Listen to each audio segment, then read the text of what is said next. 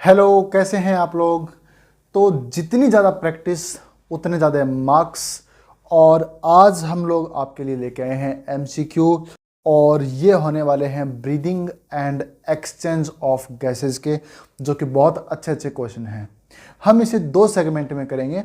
सबसे पहला जो सेगमेंट होगा उन्हें हम एक साथ लाइव सॉल्यूशन करेंगे। आप भी अपना दिमाग उनमें लगाइए, जो कि 45 क्वेश्चंस का होगा। और दूसरा जो स्टेप होगा वो आंसर मैं आपको नहीं बताऊंगा, आप लोगों को घर पे बैठ के उनके लिए प्रैक्टिस करनी है और आप लोग मुझे बताएंगे कि उनमें ये आंसर आएंगे। फटाफट उनको कमेंट करेंगे आप लोग। तो वो जो लास्ट के जो 7 क्वेश्चन होने वाले हैं दूसरे सेगमेंट में, बहुत ही जोरदार होने वाले हैं, जो कि आपके दिमाग को हिला देंगे। क्रिटिकल थिंकिंग के जो क्वेश्चन हैं उनको भी हम लोग लास्ट में करेंगे। तो सबसे पहले बच्चों हम स्टार्ट करते हैं एमसीक्यू। जैसा कि आपको पता है कि यहाँ पे आप लोग साथ साथ जो कॉन्सेप्ट है उनको भी सीखेंगे और काफ़ी सारे क्वेश्चंस की प्रैक्टिस यहाँ पे आप लोगों की होने वाली है। तो चलिए शुरू करते हैं। सबसे पहले हम बात करते हैं क्वेश्चन नंबर 1 की।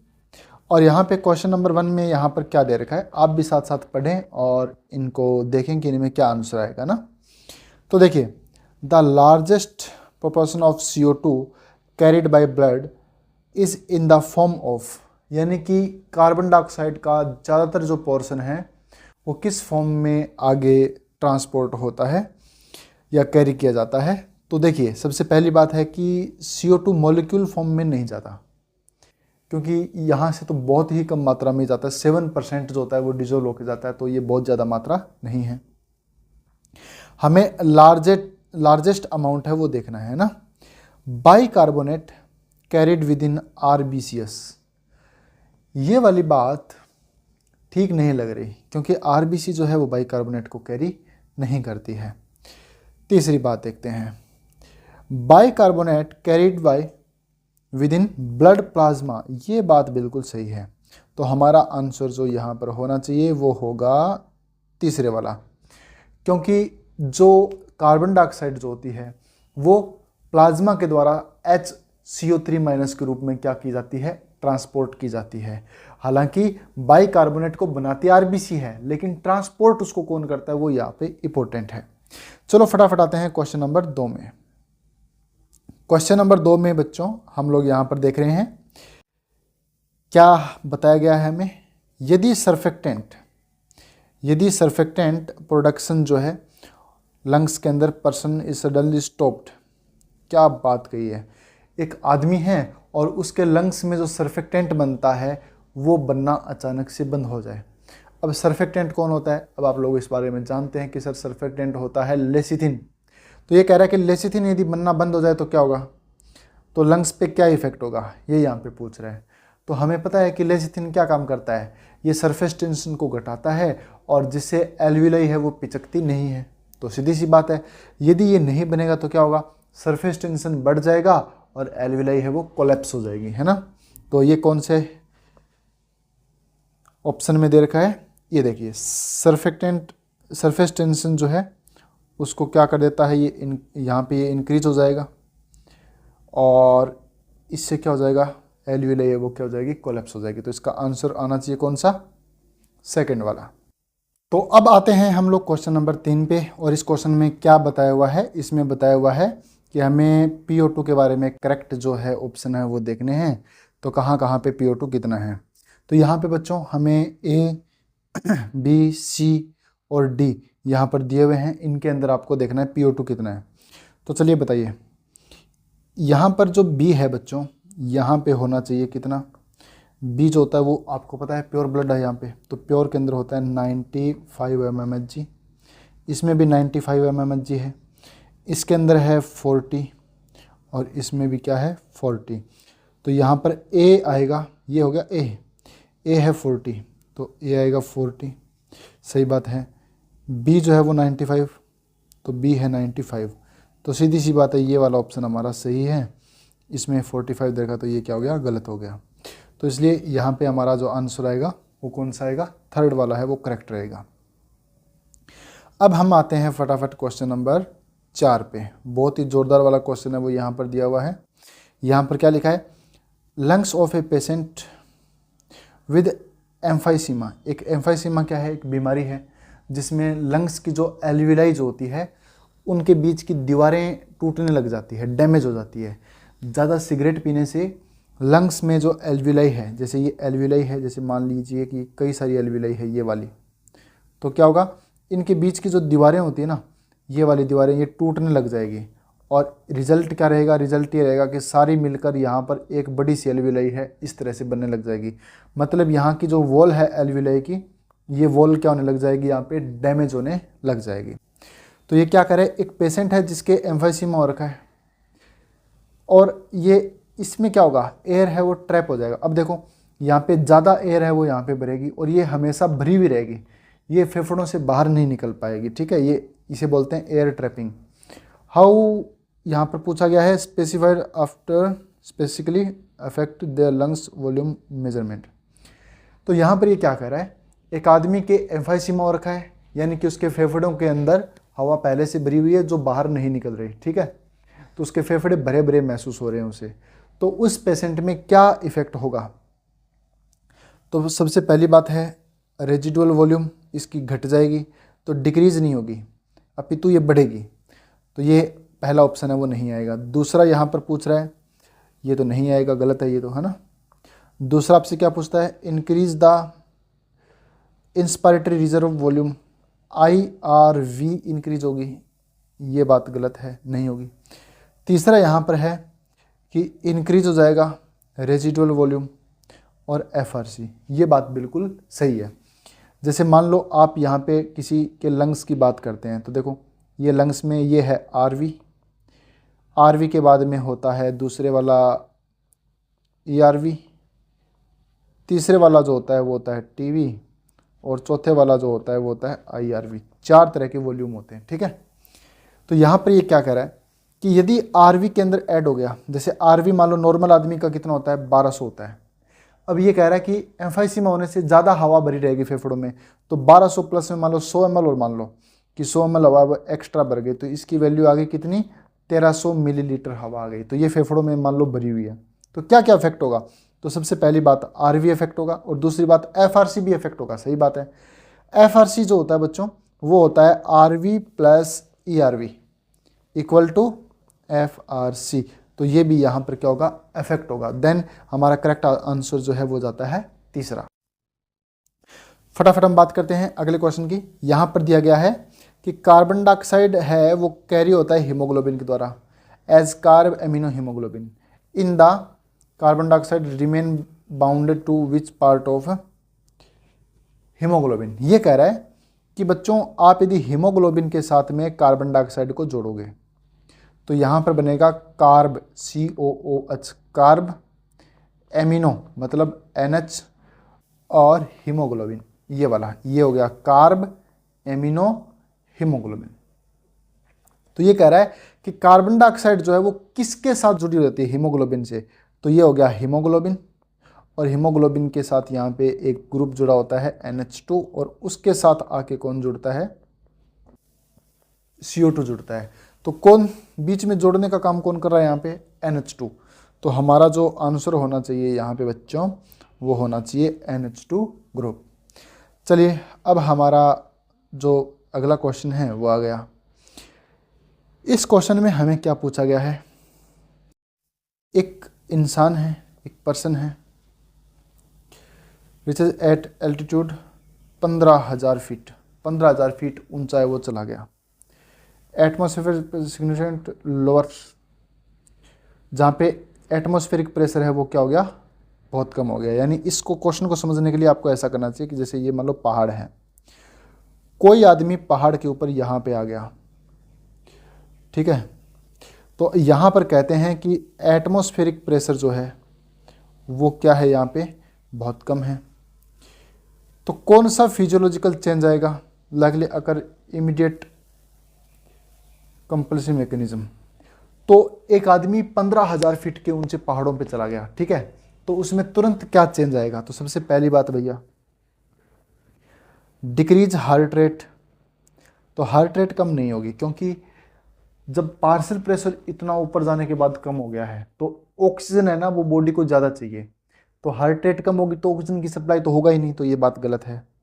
Increase breathing and heart rate, ये बात सही है, हार्ट रेट भी बढ़ जाएगी और ब्रीदिंग रेट भी बढ़ जाएगी। आप पहाड़ों पे जाओगे तो ऑक्सीजन की वहाँ पे कमी होगी और कम ऑक्सीजन के कारण आप ज़्यादा सांस लोगे और हार्ट बीट रेट भी आपकी बढ़ जाएगी, ताकि आपके शरीर के टिश्यूज़ तक ऑक्सीजन की आपूर्ति बनी रहे।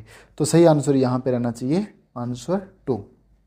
चलिए अब आते हैं हम लोग नेक्स्ट क्वेश्चन पे हमारे, और इस क्वेश्चन में दिया गया है बच्चों, the condition which are favourable for the formation of oxyhaemoglobin. तो ऑक्सी हीमोग्लोबिन बनने के लिए फेवरेबल कंडीशन है वो कौन सी है, इनमें से वो आपको बतानी है। तो सीधी सी बात है, ग्राफ में एक तो होता है राइट शिफ्ट और एक होता है लेफ्ट शिफ्ट, ठीक है। तो जो फैक्टर राइट शिफ्ट की तरफ मोटिवेट करते हैं वो जो फैक्टर होंगे वो क्या करेंगे, ऑक्सी हीमोग्लोबिन के बनने को ये क्या करेंगे, बढ़ाएंगे।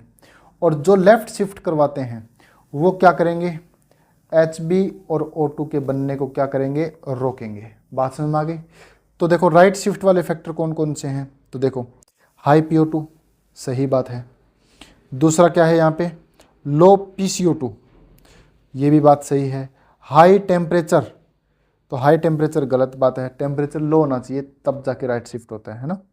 और तीसरा है हाई H+ कंसंट्रेशन, और ये बात भी सही नहीं है। तो हमारा जो आंसर है वो आना चाहिए फर्स्ट और सेकंड दोनों। तो ये फर्स्ट और सेकंड दोनों वाला आंसर आना चाहिए हमारा 2। चलिए बच्चों नेक्स्ट जो क्वेश्चन है हमारा बहुत ही शानदार वाला क्वेश्चन है, तो इस क्वेश्चन को भी हम लोग फटाफट पढ़ लेते हैं। काफ़ी बड़ा क्वेश्चन है ये, तो देखो चलो शुरू करते हैं। यहाँ पे बच्चों हमें 2 स्टेटमेंट दिए हुए हैं और इन स्टेटमेंट के बारे में हमें पढ़ना है और हमें बताना है कि क्या ये सही है। Movement of air into and out of lungs, ये कह रहा है कि ये आपके फेफड़े हैं, लंग्स हैं, इनके अंदर हवा आती है और यहाँ से जाती है। Is carried out by creating pressure gradient between lungs and atmosphere, ये बात सही है। यदि एटमॉस्फेयर का प्रेशर ज़्यादा होगा तो सीधी सी बात है कि ज़्यादा से हवा है वो कम की ओर आएगी, और यदि एटमॉस्फेरिक प्रेशर है वो फेफड़ों से कम हो जाएगा तो हवा है वो फेफड़ों से एटमॉस्फेयर की तरफ जाती है। यानी हमारी जो ब्रीदिंग होती है वो नेगेटिव प्रेशर ब्रीदिंग होती है, ठीक है। स्टेटमेंट नंबर 2 जो है हमारा दिया हुआ है, thoracic volume increases due to increase in pulmonary volume. तो पहला स्टेटमेंट तो हमारा बिल्कुल सही है। दूसरा स्टेटमेंट कहता है कि थोरेसिक वॉल्यूम इंक्रीज होगी due to increase in pulmonary volume. तो थोरेसिक वॉल्यूम इंक्रीज हो रही है पल्मोनरी वॉल्यूम के इंक्रीज होने से, जो बात बिल्कुल सही नहीं है। ये बात क्या है, गलत है। होना क्या चाहिए कि थोरेसिक वॉल्यूम के इंक्रीज होने से, थोरेसिक वॉल्यूम के क्या होने से, इंक्रीज होने से पल्मोनरी वॉल्यूम इंक्रीज होती है। ये बात तो सही कर सकते थे अपने, लेकिन इससे ये होना ऐसा नहीं होता। यानी आपने सीधा सीधा एक एक्सपेरिमेंट पढ़ा है कि आपके पास एक बोतल है, बोतल में आप एक कोई भी बैलून को रखते हो, है ना, फिर आप प्रेशर को यहाँ पे घटाते हो तो बैलून है वो क्या होता है, फूल जाता है। बात समझ में आ गई। तो यहाँ पर 2 बातें हैं हमें याद रखनी है कि बैलून तब फूलता है जब हमने अंदर प्रेशर को घटाया, यानी कि जो हमने डायफ्राम बनाया था उसको नीचे की तरफ लेके आए थे जिससे प्रेशर घटा, जिससे वॉल्यूम है वो वॉल्यूम जो बैलून है वो फूला। बात समझ में आ गई। ये इसके अपोजिट बोल रहा है, ये क्या कह रहा है कि बोतल के अंदर जो गुब्बारा फूला उसके कारण डायफ्राम नीचा गया, तो ऐसा नहीं होता। तो हमारा सेकंड वाला स्टेटमेंट है वो क्या होगा, गलत होगा, और पहले वाला क्या होगा, सही होगा। तो ओनली फर्स्ट स्टेटमेंट है वो क्या होगा, करेक्ट होगा। तो आंसर आ जाएगा इसमें 3। चलिए बच्चों एक क्वेश्चन और हो जाए। ए पेशेंट जो है asked to inhale as deeply possible and exhale much air into spirometer. अब ये क्या कह रहा है, इनहेल्स ए डीपली, ये क्या करता है, गहरी सांस लेता है, ऐसे सांस पूरी लेता है एज पॉसिबल, जितनी ले सकता है, एंड देन उसके बाद में ये एक्सहेल करता है मच एयर इनटू स्पायरोमीटर। अब ये क्या करता है, जितनी हवा निकाल सकता है उतनी निकालता है स्पायरोमीटर में। The volume of air measured, तो वो एयर की वॉल्यूम है वो क्या होगी, ठीक है। तो सीधी सी बात है कि यदि जोर से सांस को बाहर निकाल रहा है तो पहली बात है कि सांस को लिया, अब हमने जो स्टेप पढ़े थे आरवी को हम निकाल नहीं सकते। आरवी के बाद में आता है ईआरवी, ईआरवी के बाद में आता है टीवी, और टीवी के बाद में सबसे लास्ट में कौन आता है, आईआरवी। अब देखो, इसने आदमी ने सांस लिया, जोर से सांस लिया, तो जोर से सांस लिया तो मतलब यहाँ तक हवा भर गई इसमें। अब ये तो पहले से भरी हुई है, लेकिन इसको हम निकाल नहीं सकते। अब ये स्पायरोमीटर में हवा फूंकेगा जोर से, तो यहाँ पर देखो आईआरवी निकल जाएगी बाहर, देखो यहाँ तक हवा बाहर निकल जाएगी, आरवी तो निकल नहीं सकती। तो देखो IRV plus TV plus ERV, इन सब को मिला के बोलते हैं वाइटल कैपेसिटी। तो हमारा आंसर आना चाहिए इसमें थर्ड, यानी क्या आएगा, वाइटल कैपेसिटी। चलो बच्चों, अब हम आते हैं हमारे नेक्स्ट क्वेश्चन पर। हमारा जो नेक्स्ट क्वेश्चन है वो है which of the following disease are occupational respiratory disorder. तो ऑक्यूपेशन के साथ, व्यवसाय के साथ कौन सी बीमारी है वो जुड़ी हुई है, तो हेपेटाइटिस नहीं जुड़ी हुई, अस्थमा भी नहीं है, एम्फाइसीमा और माउंटेन सिकनेस भी नहीं है, अस्थमा भी नहीं है। तो आंसर क्या आना चाहिए इसका, सिलिकोसिस, फाइब्रोसिस, एस्बेस्टोसिस। ये एक ही बीमारी के नाम है, सारे के सारे नाम हैं वो एक ही बीमारी के हैं। यानी जैसे पत्थरों को जो ग्राइंड करते हैं, उन फैक्ट्री में जो लोग काम करते हैं उनके फेफड़ों के अंदर धूल जाती है, मिट्टी जाती है, जिनके कारण उनके फेफड़े वो खराब हो जाते हैं ना। तो ये वाला जो डिजीज़ है जो एनसीईआरटी का है, नंबर 4 आंसर है वो कौन सा, 4th। चलो, तो अब हमारे हो गए 10 क्वेश्चन। अब हम आते हैं क्वेश्चन नंबर 11 में। 11 में तो हमें क्या करना है बताओ, मैच करना है इनको। चलो हम मैच करके देखते हैं। तो सबसे पहली बात, लैरिंक्स जो होता है बच्चों वो होता है वॉइस बॉक्स, तो सही बात है। तो ए में आ जाएगा आर, तो ये भी सही बात है, ये भी आर है, ए भी आर है, सही बात है। ट्रैकिया को बोलते हैं विंड पाइप, एस आना चाहिए बी में, तो बी में एस आ रहा है, सही बात है। बी में एस आ रहा है, सही बात है। ये गलत हो गया और ये भी गलत हो गया। अब देखो तीसरा, एल्वियोलाई, एल्वियोलाई कहाँ पे होते हैं बताओ, लंग्स में होते हैं। तो एल्वियोलाई लंग्स में, तो कौन सा आएगा बताओ, सी का क्यू आना चाहिए। तो अब देखो सी का क्यू ये रहा, सी का क्यू ये रहा, तो दोनों सही है भाई ये। अब लास्ट, लिड ऑफ लैरिंक्स कौन होगा, एपिग्लोटिस होगा, ये बात सही है। तो पी आना चाहिए, तो ये आएगा इसमें पी। तो हमारा जो करेक्ट आंसर होगा वो कौन सा होगा, फर्स्ट वाला।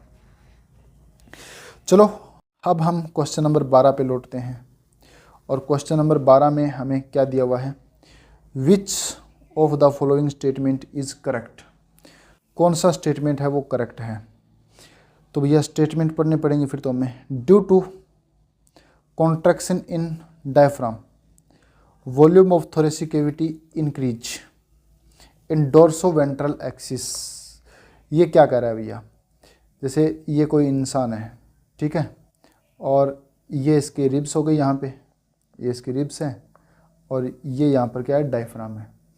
तो ये यहाँ पर क्या कह रहा है कि डायफ्राम में कॉन्ट्रैक्शन होने से थोरेसिक कैविटी की वॉल्यूम है वो क्या हो जाती है, डोर्सोवेंट्रल एक्सिस में होती है। तो नहीं, ये गलत है, एंटीरियो पोस्टीरियर में होती है।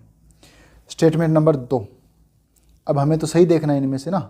तो इंस्पिरेशन इज पैसिव, अब कह रहा है इंस्पिरेशन है वो पैसिव है, नहीं, इंस्पिरेशन है वो एक्टिव होता है, तो ये बात गलत है। Due to contraction in EICM, volume of thoracic increase in anterior. अब ये कहता है कि ईआईसीएम में क्या होगा, कॉन्ट्रैक्शन होगा। तो ईआईसीएम में कॉन्ट्रैक्शन से रिब्स हैं वो बाहर की तरफ जाती है, सही बात है। तो जैसे डोर्सोवेंट्रल में, ये डोर्सल है, ये वेंट्रल है, ये एंटीरियर है, ये पोस्टीरियर है। तो जो जगह बढ़ेगी यहाँ पे डोर्सोवेंट्रल में बढ़ेगी, तो ये बोल रहा है एंटीरियर पोस्टीरियर में, तो ये बात गलत हो गई।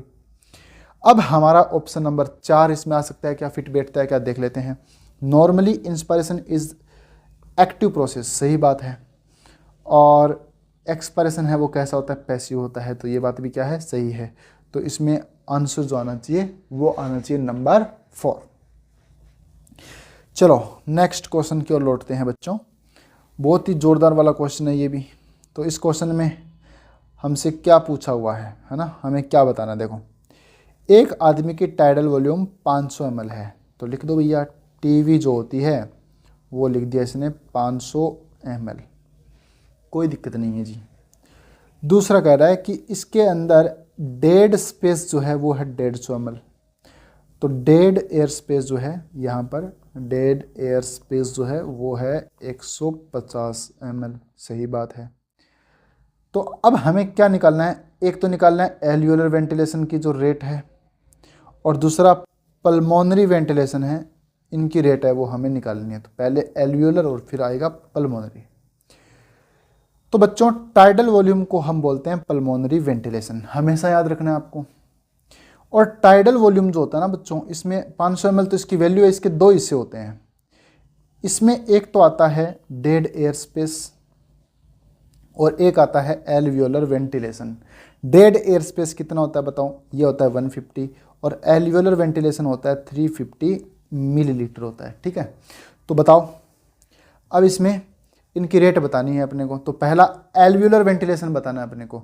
तो एल्वियोलर वेंटिलेशन बताने के लिए 350 इंटू 12 करना पड़ेगा, क्योंकि ब्रीदिंग रेट कितनी है, 12 है पर मिनट। तो कितनी आएगी, ये आएगी 4200 मिलीलीटर। ठीक है, दूसरा आपको क्या बताना है, दूसरा बताना आपको पल्मोनरी वेंटिलेशन। तो इसके लिए ये 500 एक बार में सांस ले रहा है, तो गुणा में 12 कर दो, तो ये आएगा लगभग 6000 मिलीलीटर, यानी 4.2 लीटर एंड 6 लीटर। तो देख लो 4.2 लीटर और 6 लीटर पर मिनट, तो ये इसका आंसर होगा 2 वाला करेक्ट होगा। ठीक है, चलो बच्चों अब हम बात करते हैं अगला question. Incomplete cartilaginous ring support करता है ऑल द फॉलोइंग एक्सेप्ट, किसको छोड़कर ये सपोर्ट करता है। तो ट्रैकिया के चारों तरफ ये होता है, सही बात है। प्राइमरी सेकेंडरी ब्रोंकाई के चारों तरफ भी ये होता है, रेस्पिरेटरी के चारों तरफ नहीं होता। तो हमारा आंसर क्या आएगा, रेस्पिरेटरी ब्रोंकियल, जबकि इनिशियल के चारों तरफ भी ये पाया जाता है। तो आंसर आएगा हमारा कौन सा, 3। ये बिल्कुल ही सिंपल सा क्वेश्चन है। चलिए अब हम बात करते हैं क्वेश्चन नंबर 15, जो कि थोड़ा सा लॉजिकल टाइप का क्वेश्चन है, आपको लॉजिक इसमें लगाना पड़ेगा। ठीक है बच्चों, इसमें दिया गया है एक आदमी क्या करता है, एक्सरसाइज करता है, तो उसके पीएच है ब्लड और मसल कैपिलरी ड्रॉप 7.4 से लेकर 7.2 हो गया। बात सही है। एक आदमी लगातार एक्सरसाइज कर रहा है, तो पीएच उसका 7.4 खून का होना चाहिए था, और 7.4 से घट के कितना हो गया बताओ, 7.2 हो गया। मतलब ये ज़्यादा एसिडिक इसका ब्लड हो गया। तो ऐसा क्यों हुआ होगा, इसका कारण क्या है। तो सीधी सी बात है कि यदि कार्बन डाइऑक्साइड का लेवल बढ़ेगा, कार्बन डाइऑक्साइड का लेवल यदि बढ़ेगा, तो सीधी सी बात है पीएच जो होता है वो क्या होगा, घटेगा। क्यों, क्योंकि H+ है वो क्या होगा, बढ़ेगा। इन तीनों में ऐसा रिलेशन होता है। तो बच्चों तो ऐसा क्यों होता है, क्योंकि ज़्यादा जो कार्बन डाइऑक्साइड है वो क्या करता है, हीमोग्लोबिन और ऑक्सीजन के बॉन्डिंग को तोड़ने को प्रेरित करता है। इसके बीच का बॉन्ड टूट जाएगा तो ज़्यादा ऑक्सीजन रिलीज हो पाएगी। तो इसमें जो आंसर है वो it cause haemoglobin to release more oxygen to the tissue.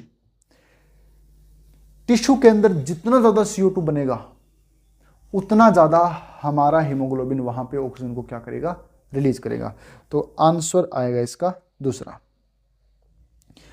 अब हम बात कर लेते हैं बच्चों नेक्स्ट क्वेश्चन नंबर 16 की, और इसमें यहाँ पे आपसे पूछा गया है what is the false about carbonic anhydrase. Carbonic anhydrase के बारे में गलत क्या है आखिर इसने गलत क्या कहा आपको। देखो इसमें जो आंसर आना चाहिए वो आना चाहिए फोर्थ साइड। देखो at alveolar level it catalysis formation of H2CO3। हम एक रिएक्शन पढ़ते हैं H2O प्लस में CO2, ये दोनों मिलकर क्या बनाते हैं, H2CO3। ये आगे चल के टूट जाता है H प्लस में HCO3 माइनस। यहाँ पर ये क्या कर रहा है, कैटलाइज का मतलब होता है रिएक्शन को स्टिमुलेट करना। तो ये बताता है कि कार्बनिक एनहाइड्रेज एंजाइम है, उसमें डायरेक्शन हमेशा याद रखनी है। आप यदि टिश्यू की बात कर रहे हैं तो देखो रिएक्शन इधर बढ़ेगी, और आप यदि एल्वियोलाई की बात कर रहे हैं तो रिएक्शन है वो इधर जाएगी, पीछे की ओर जाएगी। ठीक है, तो देखो भैया यहाँ पर क्या हो रहा है, कार्बनिक एनहाइड्रेज के कारण क्या होगा, ये कह रहा है at level of alveolar level पे आपको क्या देखना है, कैटलाइज फॉर्मेशन ऑफ H2CO3। तो भैया एल्यूलर लेवल पे ये इसका फॉर्मेशन नहीं होता, एल्यूलर लेवल पे ये वापस से CO2 में बदल जाती है ताकि एल्यूलाई के अंदर ये CO2 चली जाए और यहाँ से ये बाहर एक्सपायर की जाए, हाँ है ना। देन हमारा जो करेक्ट आंसर है वो क्या रहेगा, फोर्थ। तो फोर्थ जो है वो यहाँ पे गलत है। चलो बच्चों, नेक्स्ट क्वेश्चन हमारा, इसको भी देख लेते हैं। एक इंसान का टाइडल वॉल्यूम 500 ml है, सही बात है। तो टीवी जो है बच्चों, टीवी वो हो गया 500 ml। And expiratory reserve volume जो है वो है 1100 ml। तो ERV जो है इस आदमी का वो है कितना, 1100 ml है। एंड RV जो है रेजिडुअल वॉल्यूम जो है वो कितना होगा, 1200 ml होगा। तो अपने को क्या निकालना है, FRC निकालना है। तो आप जानते हो FRC इक्वल टू क्या होता है, RV प्लस ERV। तो RV कितना होता है 1200 और ERV कितना होता है, ERV जो है इसका दे रखा 1100। इन दोनों को जोड़ दो और आंसर आएगा वो क्या होगा हमारे पास, FRC। तो FRC में देखो तो ये 1200 और इसको जोड़ दो भैया, तो जोड़ने पे कितना आएगा, 0 0 2 और 1 3 और 2 2300। तो ये वाला आंसर हमारा क्या हो गया, करेक्ट हो गया, है ना। चलिए अब हम नेक्स्ट क्वेश्चन करते हैं बच्चों।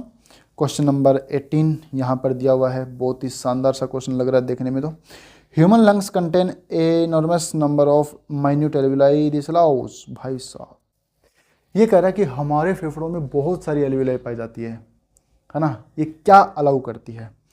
तो भैया अलाउ क्या करेगी, तो ये क्या करती है, सरफेस एरिया को बढ़ाएगी डिफ्यूजन के लिए। अब आप इस बात को याद रखना हमेशा कि एल्विलाई में सिंपल स्क्वामस एपिथेलियम होती है और सिंपल स्क्वामस एपिथेलियम क्या करती है, सरफेस एरिया को बढ़ाने का काम करती है।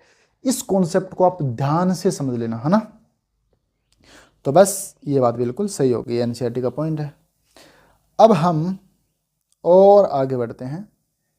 इसमें क्या पूछा गया है भैया, देखो, volume of air remain in the lungs at the end of normal expiration.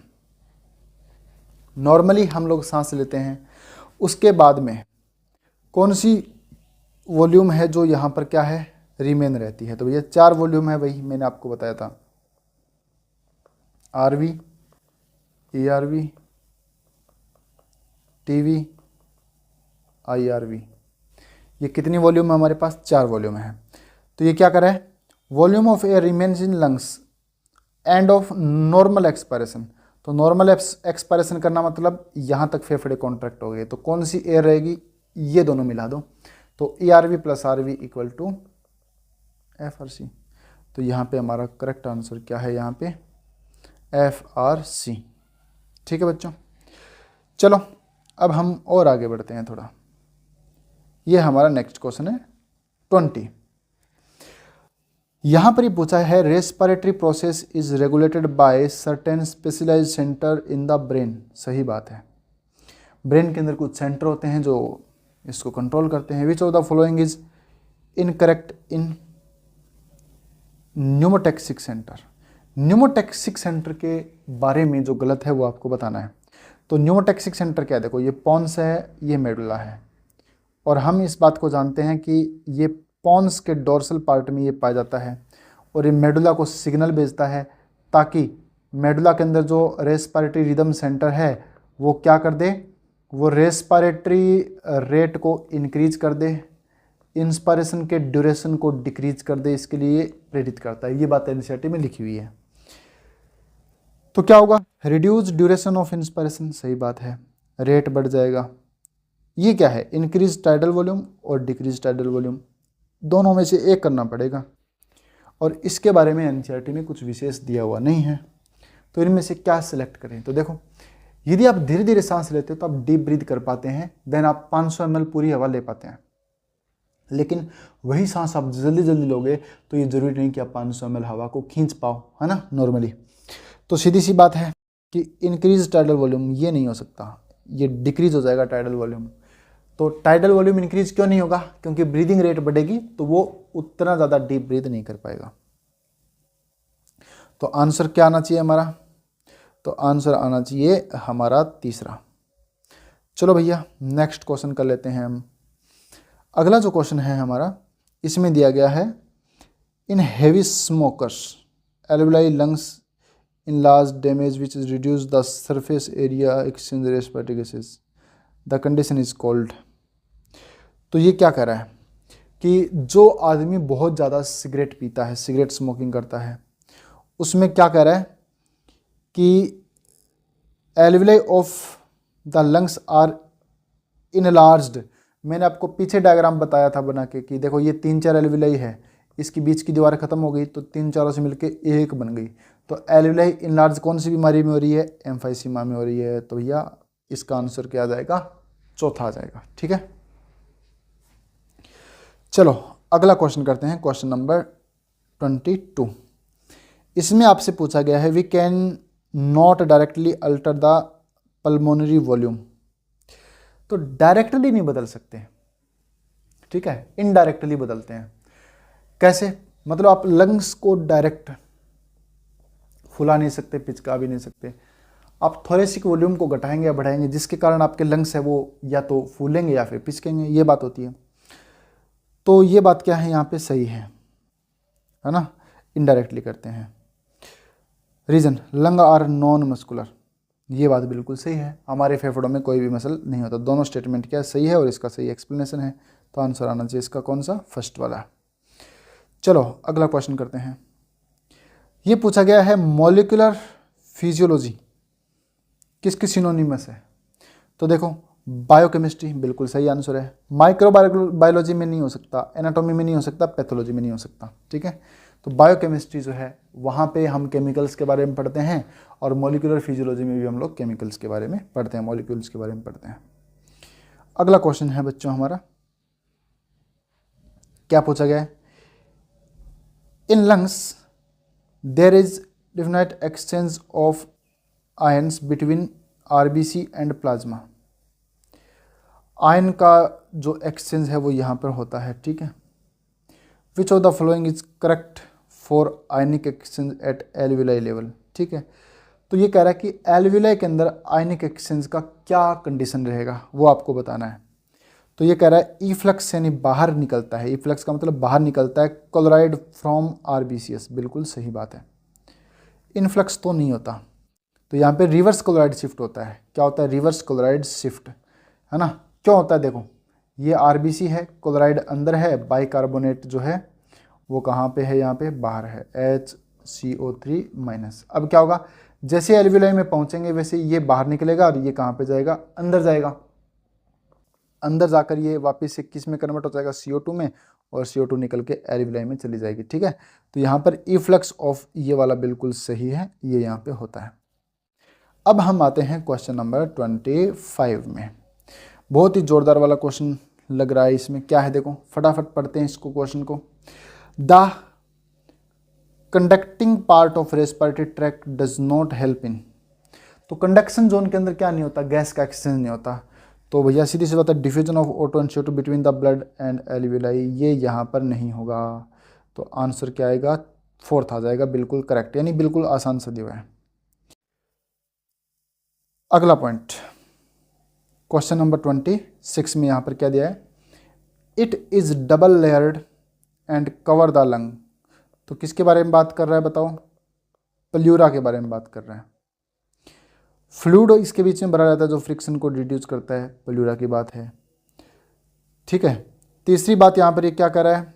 Outer layer is contact with thoracic wall, pleura की बात कर रहा है। Last inner layer of contact with lungs, सही बात है, प्लूरा की बात कर रहा है। तो भैया आंसर क्या आएगा इसमें? प्लूरा आएगा। ठीक है, प्लूरा के दो टाइप होते हैं, है ना, एक बाहर के लेयर, एक भीतर के लेयर, एक पेराइटल प्लूरा और भीतर वाला विसरल प्लूरा जो लंग्स के साथ कनेक्ट रहता है, और बाहर वाला थोरेसिक वॉल के साथ कनेक्ट रहता है। चलो बच्चों क्वेश्चन नंबर 27 देखते हैं। During inspiration intrapulmonary pressure is reduced. जब हम लोग सांस लेते हैं, इंस्पायरेशन करते हैं, तो इंट्रापल्मोनरी प्रेशर क्या हो जाएगा? रिड्यूस हो जाएगा। यहाँ पर ये कह रहा है। तो क्या ये बात सही है? तो बताओ भैया। तो देखो, जब सांस लेते हैं हम लोग तो सही बात है, अंदर का प्रेशर घटेगा, जिसके कारण हम लोग बाहर से सांस को अंदर लेंगे। ठीक है, तो सही है ये। Pulmonary volume is increase due to contraction in diaphragm and AICM. तो क्या कह रहा है? पल्मोनरी वॉल्यूम है वो बढ़ जाएगी। तो डायफ्राम में कॉन्ट्रैक्शन होगा, एआईसीएम में कॉन्ट्रैक्शन होगा, पल्मोनरी वॉल्यूम है वो बढ़ जाएगी, इंक्रीज हो जाएगी। तो बात सही है। तो दूसरा जो स्टेटमेंट जो फर्स्ट दिया हुआ रीज़न वो सही है यहाँ पे। Reason second, lung are elastic and spongy structure, बात तो सही है लेकिन एक्सप्लेन नहीं है। तो पहले का एक्सप्लेन कौन सा हो सकता है? रीज़न फर्स्ट वाला ज़्यादा सही हो सकता है। ठीक है, तो इसमें देख लेना कौन सा आंसर सेट बैठता है। अब हम आते हैं क्वेश्चन नंबर 28 पे। जोरदार क्वेश्चन है ये भी। ये difference in partial pressure of oxygen किस लेवल पे? टिश्यू लेवल पे रिस्पॉन्सिबल फॉर डिलीवरी। तो भैया गैसों का एक्सचेंज होने का मेन कारण होता है पार्शियल प्रेशर में डिफरेंस होना। तो ये है टिश्यू और ये यहाँ पे है एल्वियोलाई। तो टिश्यू में होता है 40 PO2 होता है और यहाँ पे होता है 95 PO2 होता है। तो इन दोनों के बीच में डिफरेंस क्या है जिसके कारण ऑक्सीजन इधर से इधर जाए? तो 95 - 40, 95 - 40 तो आएगा कितना? 55। तो आंसर हमारा कौन सा सही रहेगा यहाँ पे? 55 वाला करेक्ट रहेगा। चलिए बच्चों, अब हम बात कर लेते हैं क्वेश्चन नंबर 9 की। Read the following statement and choose the correct option. तो इसको अपने को रीड करना है, तो पढ़ते हैं भैया। The peripheral chemoreceptor for regulation of respiration are located in carotid artery and aorta, सही बात है बिल्कुल। दूसरा, the chemosensitive area of brain for respiratory control is highly sensitive of oxygen concentration, नहीं, CO2 के लिए होते हैं, O2 के लिए नहीं होते। तो स्टेटमेंट इसका सही है फर्स्ट वाला, सेकंड वाला सही नहीं है। चलो अब हम बात करते हैं क्वेश्चन नंबर 30 की। इसमें क्या करना है? Consider the following factor. तो इसमें वो फैक्टर बताने आपको, और इसमें क्या करना है? ऐसे फैक्टर के बारे में बताएं इंक्रीज करता है P50। तो वही बात, लेफ्ट शिफ्ट में P50 बढ़ता है। तो लेफ्ट शिफ्ट कौन कौन करवाता है वो वाले फैक्टर अपने को देखने हैं। ठीक है, तो देखो पहला राइज CO2 सही बात है। दूसरा फॉल ऑफ टेम्परेचर, तो फॉल ऑफ टेम्परेचर यहाँ पर गलत बात है, टेम्परेचर राइज होता है। राइज इन H+N सही बात है। राइज pH गलत बात है। हाई अमाउंट ऑफ BPG ये सही बात है। BPG क्या होता है? BPG एक जो ग्लाइकोलाइसिस होता है ना, ग्लाइकोलाइसिस होता है। तो ग्लाइकोलाइसिस के दौरान BPG बनता है। जितना ज़्यादा ग्लूकोज टूटेगा उतना ज़्यादा BPG बनेगा। ठीक है, यानी जितना मेटाबॉलिज्म होगा उतना ज़्यादा BPG है वो यहाँ पे बनेगा। देन यहाँ पे A सही है, C सही है और E सही है। तो देख लेना 3 यहाँ पे सही होगा, है ना, 3 वाला सही है। अब देखो भैया, अब आता है question number 31। The thoracic chamber is formed dorsally by A। तो डोर्सल में कौन होता है भैया? तो डोर्सल में होती है वर्टिब्रल कॉलम। ठीक है, वेंट्रली बाय B। तो B यानी डायफ्राम। तो डोर्सली A, यहाँ पे A के बारे में कह रहा था, तो स्टर्नम से तो नहीं होता। वेंट्रली B, डायफ्राम से वेंट्रल में नहीं होता। आई कह रहा है लेटरली बाय C में रिब्स है। तो यहाँ पे सही क्या होगा? C। तो लेटरल साइड में क्या होता है? C में रिब्स, ये वाला सही है। अब हम बात करते हैं next. Which of the following statement wrong, कौन सा स्टेटमेंट है इनमें से जो गलत है? Mechanism of breathing varies among different group of animal depending mainly their habitat and, ये सही बात है। दूसरा, every 100 ml oxygenated blood delivers 5 ml O2। अब 5 ml O2 देता है एक्सरसाइज में, ऐसा नहीं होता। एक्सरसाइज में कितना देता है? 15 ml देता है। ये क्वेश्चन नीट में पहले भी आ चुका है ना। 20 ml ये लेकर जाता है ब्लड और 15 ml दे देता है किसको? टिश्यू को, और 5 ml है वो लौट के वापस आ जाती है ब्लड के अंदर। ठीक है, तो आंसर कौन सा आना चाहिए इसमें? दूसरा। तो ये दूसरा इसमें रॉन्ग है। तो हमारा नेक्स्ट क्वेश्चन है बच्चों 33, और 33 में यहाँ पर क्या दिया हुआ है? हमें यहाँ पर 2 कॉलम है, उनको मैच करना है, कौन सा किसके साथ सेट बैठता है। तो बच्चों सबसे पहले ये टिड्डे के बारे में बताया हुआ है, और ये किसके साथ सेट बैठता है भैया, ये ट्रैकियल ट्यूब्यूल्स, सही बात है, इसमें ट्रैकियल ट्यूब्यूल होती है। किंग क्रैब, तो इसमें सेट बैठता है नंबर 2 वाला, ठीक है। तो यहाँ पे ये 2 बैठ रहा है इसमें और ये बैठ रहा है इसमें, तो हमारा आंसर क्या होना चाहिए, नंबर 4 वाला। ओके, चलिए अब हम आते हैं नेक्स्ट क्वेश्चन में, और यहाँ पर दिया गया है चूज़ करना है द करेक्ट स्टेटमेंट। जो डायग्राम है उसके बारे में करेक्ट स्टेटमेंट हमें चूज करना है। तो यहाँ पर क्या दिया हुआ है, यहाँ पे एक डिफ्यूजन मेम्ब्रेन के बारे में दिया हुआ है जहाँ पे गैस का एक्सचेंज होता है, सही बात है। ब्लड कैपिलरी कंसिस्टिंग एंडोथेलियम, ये बात सही है, ये ब्लड कैपिलरी है, यहाँ पर इसमें एंडोथेलियम पाई जाती है, बी वाली। और नंबर 4 पे क्या दिया हुआ है, 3 पे सॉरी, यहाँ पे सेल के बारे में बताया गया कि flat which help in forming diffusion boundary, सही बात है। और more than one option correct, तो इसमें आंसर आना चाहिए कौन सा, चौथा, क्योंकि यहाँ पर ये और ये तीनों ही स्टेटमेंट है वो इनके लिए सही है। अब हम आते हैं प्रश्न संख्या 35 यानी 35 में। यहाँ पर क्या दिया हुआ है, यहाँ पे दिया हुआ है कि lungs do not collapse even after forceful expiration. चाहे आप सांस को फोर्सफुली बाहर निकाल दो, लंग्स है वो कभी भी कोलैप्स नहीं होते। रीज़न क्या है इसका, intrapleural pressure is always negative. Intrapleural pressure है वो क्या होता है, हमेशा नेगेटिव होता है। तो दोनों ही बातें क्या है, सही है। तो इंट्राप्लूरल प्रेशर क्या करता है बच्चों, जैसे देखो ये मान लो कोई इंसान है और यहाँ पे इसका ये हो गया डायफ्राम, तो एक प्रेशर होता है ना, तो वो प्रेशर क्या करता है, आपके लंग्स को अंदर की तरफ इस तरह से खींचता रहता है, इसकी दीवारों को, है ना। तो ये प्रेशर यहाँ पे नेगेटिव में होता है, इसलिए इसको खींचता रहता है। तो इसलिए लंग्स है वो कभी भी कोलैप्स नहीं होते और ये हमेशा नेगेटिव में ही रहता है। अब बच्चों ये तो आपको आंसर मिल गया होगा, तो ये बिल्कुल इसका सही रीज़न है, तो आप देख लेना कौन सा सेट बैठता है। अब हम बात करते हैं क्वेश्चन नंबर 36 की। यहाँ पर दिया हुआ है कि the diffusion of bicarbonate ion from RBC plasma and chloride shift, ये बोल रहा है chloride ion ionic between RBC plasma known as.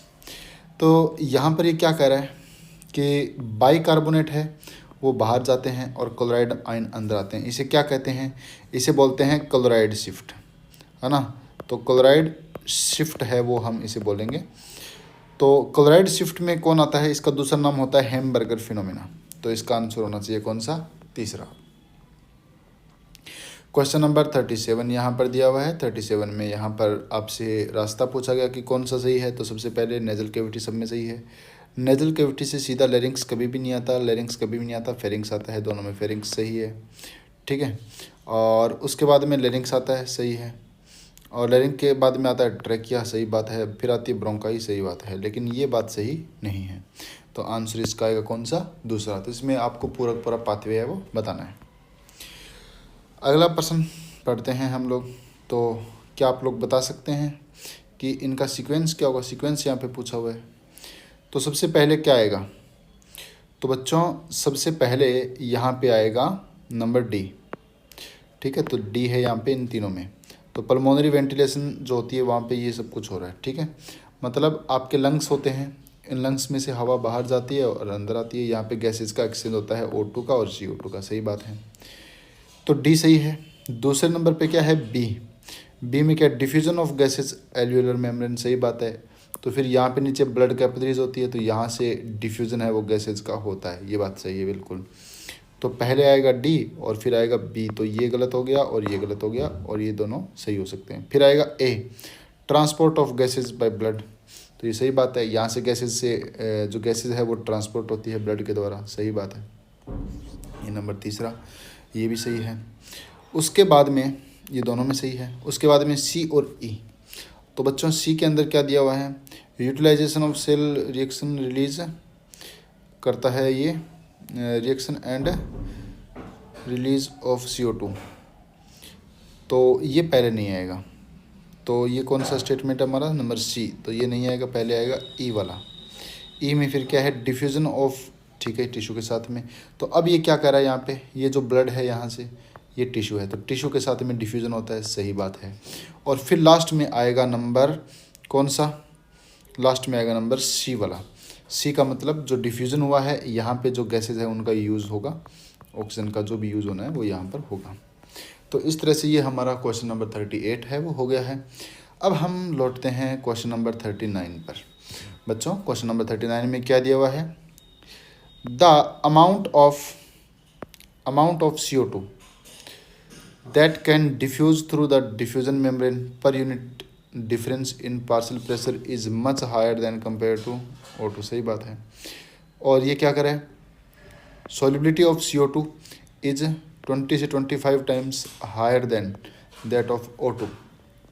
ये यहाँ पर क्या करे कि भैया गैसेज है वो डिफ्यूज़न कौन सी ज़्यादा होगी, तो सबसे बड़ी बात यही है कि भैया कार्बन डाइऑक्साइड जो है ना, कार्बन डाइऑक्साइड है वो सबसे ज़्यादा क्या होगी, डिफ्यूज होगी। कंपेयर कर लेते हैं हम लोग किसके साथ में, ऑक्सीजन के, तो ये इसमें सही वाला है दोनों ना, तो इसमें दोनों सही है और इसका रीज़न है वो सही एक्सप्लेन करता है। क्योंकि डिफ्यूज़न जो होता है ना वो अकेला गैस पे डिपेंड नहीं करता है ना, डिफ्यूज़न डिपेंड करता है कि वो सोल्यूबिलिटी कितनी है, पानी के अंदर सोल्यूबिलिटी कितनी है, तो पानी के अंदर सोल्यूबिलिटी है वो अपने कार्बन डाइऑक्साइड के ऑक्सीजन से ज़्यादा होती है, तो ये भी इस पर डिपेंड करता है। चलो नेक्स्ट क्वेश्चन, ये तो बिल्कुल आसान सा था। अगला क्वेश्चन क्या है हमारा, क्वेश्चन नंबर 40, आइडेंटिफाई करना है इनकरेक्ट स्टेटमेंट को। तो यहाँ पे मेरे को ये लग रहा है about 97% of CO2 is transported by plasma, ये नहीं हो सकता, कभी भी नहीं हो सकता, ठीक है, क्योंकि 97% वाला जो स्टेटमेंट है वो O2 के लिए बोला जाए तो फिर भी ठीक है, लेकिन फिर भी प्लाज्मा नहीं करता है ना। O2 को भी यदि करेगा तो वो कौन करेगा, हीमोग्लोबिन या फिर RBC करेंगे, प्लाज्मा फिर भी नहीं हो सकता। देन तीसरा स्टेटमेंट यहाँ पे पूरी तरह से गलत है। अब हम आते हैं क्वेश्चन नंबर 41 पर, और 41 पर दिया है asthma characterized by difficulty in breathing and wheezing sound, सही बात है। दूसरा क्या है, in asthma bronchi bronchioles become narrow due to inflammation, ये दोनों बात क्या है, सही और सही इसका एक्सप्लेनेशन होता है, ठीक है। चलो क्वेश्चन नंबर 42 जो बिल्कुल आसान सा हो, O2 can bind with haemoglobin in irreversible, ये बात गलत है, रिवर्सिबल मैनर में होता है, तो ये बात गलत हो गई है ना। दूसरा, binding of oxygen with haemoglobin is primarily related to partial pressure of CO2, नहीं, पार्शियल प्रेशर ऑफ O2 होगा ये ना, PO2 के ऊपर ये डिपेंड करेगा। देन आंसर आएगा हमारा कौन सा, यहाँ पे देख लेना इसके हिसाब से कि पहला वाला गलत है और दूसरे वाला भी गलत है।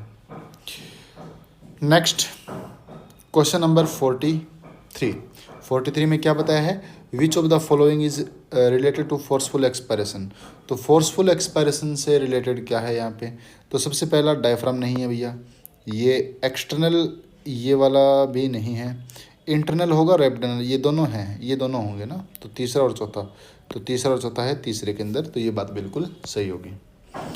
चलो बच्चों समाप्ति की ओर लौटते हैं, और लास्ट में हम यहाँ पर देख रहे हैं कि हमारा जो दिया हुआ स्टेटमेंट फर्स्ट इसमें दिया है diffusion deficient of oxygen supply in tissue called hypoxia, सही बात है, तो इसे हाइपोक्सिया है, सही बात है। ये कार्बन मोनोऑक्साइड के कारण भी ये कंडीशन बन सकती है हाइपोक्सिया वाली, जो डेथ कर सकती है, दोनों बातें क्या है, बिल्कुल सही है।